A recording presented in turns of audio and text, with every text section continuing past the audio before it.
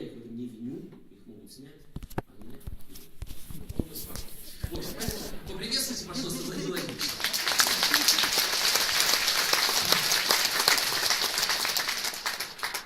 Добрый вечер, господа. Я собрал вас всех сюда, чтобы выбрать президента на ближайшие года. Знаю, спору даже нет, есть еще 12 лет, и на этой переправе мне меняться смысла нет.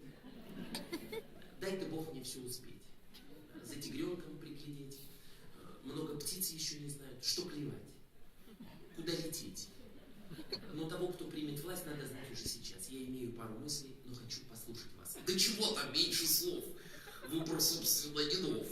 Вот хотите есть Медведев, а хотите есть Лавров. Мне так лично наплевать, за кого голосовать. Без очков так я вообще их не умею различать. Знаете, только черт один. Что здесь делает Шифрин, а? Даже здесь не обойтись нам без аншлага и Регин. А чего? Если с выбором зоопара, туда полного угара паралич страной могла бы наша Новикова Клара. Ты, Ефим, совсем дурак, а? Бабу классе это как? Ты бы еще под эту дудку впалил Ксению Собчак. Нет, Собчак я не люблю. Может, скажет пару слов мой коллега Янукович? Он ведь мудр и суров. Мне ж пару слов сказать, надо их еще связать. Я, поверьте, в этом смысле Цицерон не дать не взять. Но вы считаете здесь со мною, это упрозия не очень. А что такое рифма и размер, слава богу, хорошо разбираюсь. В Украине испокон били с русским языком, только вы, похоже, стали в этой битве вожаком. Сколько можно вашу мать ни черта не понимать? Есть один приличный лидер, хватит дурацкого мать, я практически не пью, я строгаю, я кую. А хотите, я добавить Конституцию спою, я же, Господи, прости, на трон могу зайти, князь Владимир Жириновский, красное солнышко, почти.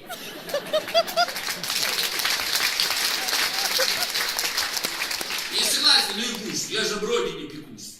Где-то так премьер-министром я, быть может, соглашусь. Вот куда вы забрели. Мы бы навстречу вам пошли. Где-то так, как вы сказали, будет где-то в Сомали. Ну какие там князья? Безыдейно все, друзья. Нам за новым президентом далеко ходить нельзя. Да, пожалуйста, легко. Минск ведь он недалеко. Выбирайте в президенты чертовских Лукашенко.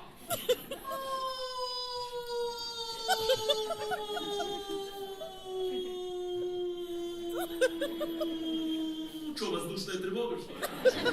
А, это Родзинский. Вот еще пришла беда. Вы в политике звезда, только паспорт белорусский вы засунете куда? Дудки мы вам не дадим, тут у нас закон один, только русский правит Русью, даже если он грузин. Коль уже на то пошло, на Руси всегда было. Белорусов как картошки в каждом доме 100 кило.